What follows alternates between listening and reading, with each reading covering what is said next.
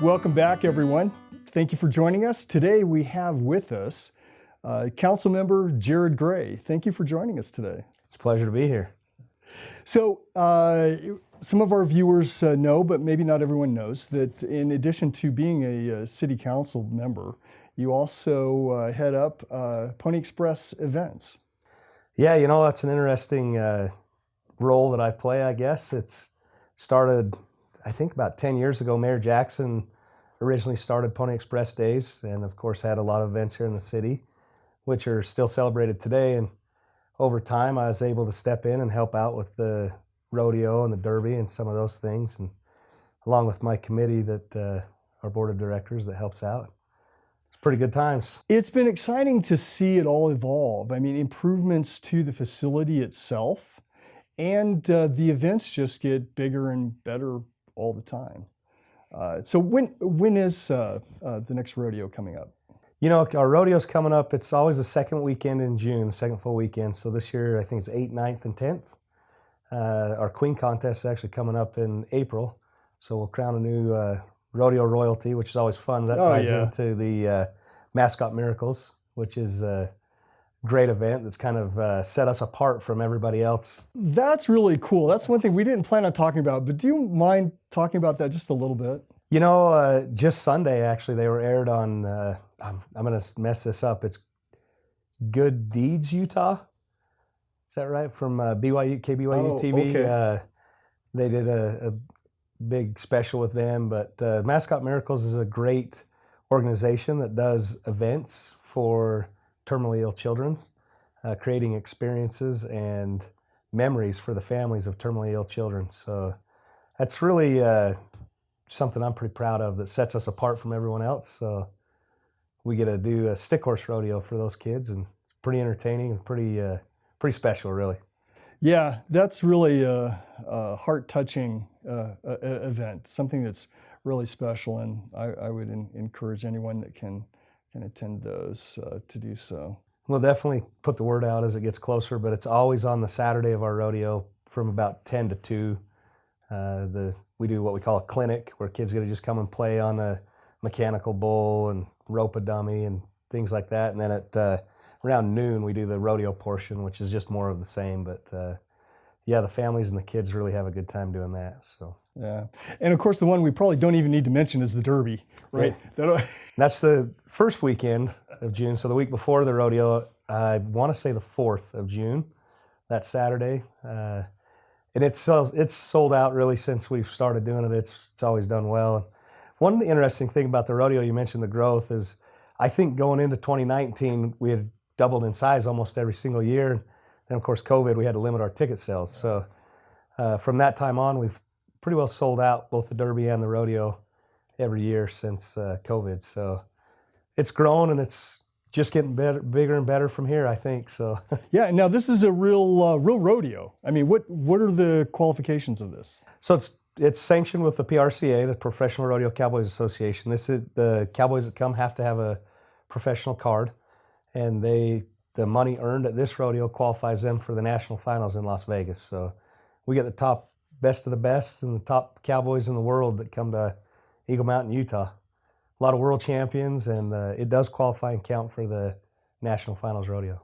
Nice. Well, definitely we'll look forward to it. I should mention, too, we just had a meeting the other day that Eagle Mountain was the best small rodeo of the year last year, so we won an award. That's right. I had totally forgot about that. Thanks for bringing that up. Yeah, another feather in the cap there.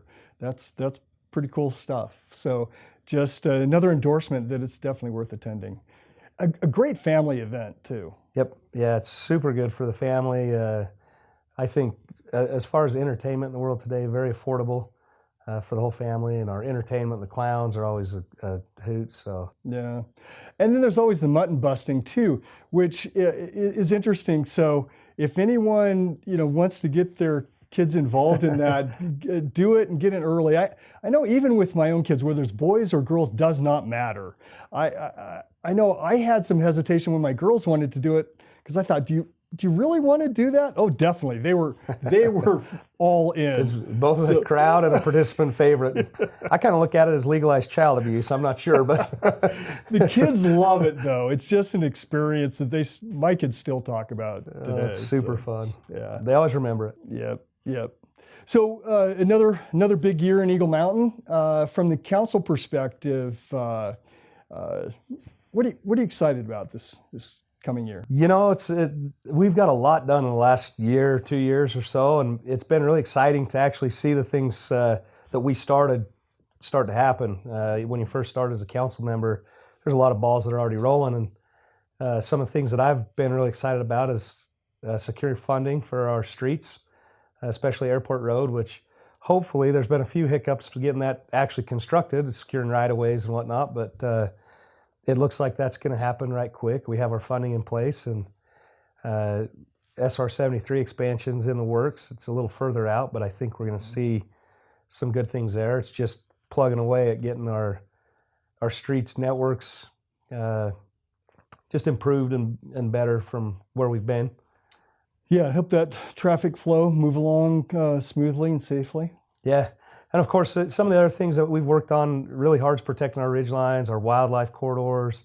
I work in the wildlife industry as a guide, and so I really like to see what we've done as a city to promote and secure that wildlife will be here for the next generation. And that's just an ongoing thing. There are no, magic recipes or anything. It's constant effort because, all that land is owned by somebody. So working with those landowners and protecting, preserving what we can and really culturalizing it. And so, it's, people don't always see all the work that goes into it. In fact, I know that sometimes council gets blamed for maybe taking a perceived opposite perspective than really actually what they are. But there's just a lot to work through with property rights and all the legalities and all the expenses to make it all come together.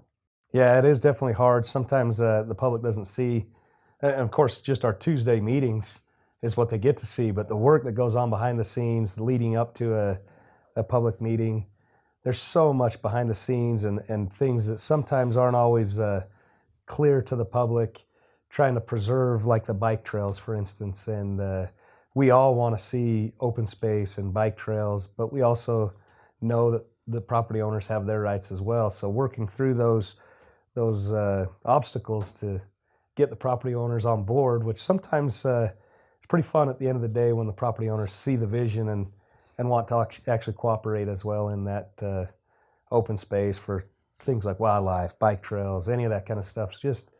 It's super fun to see them get on board with us. It really is, and fortunately, the vast majority of our landowners really appreciate those efforts.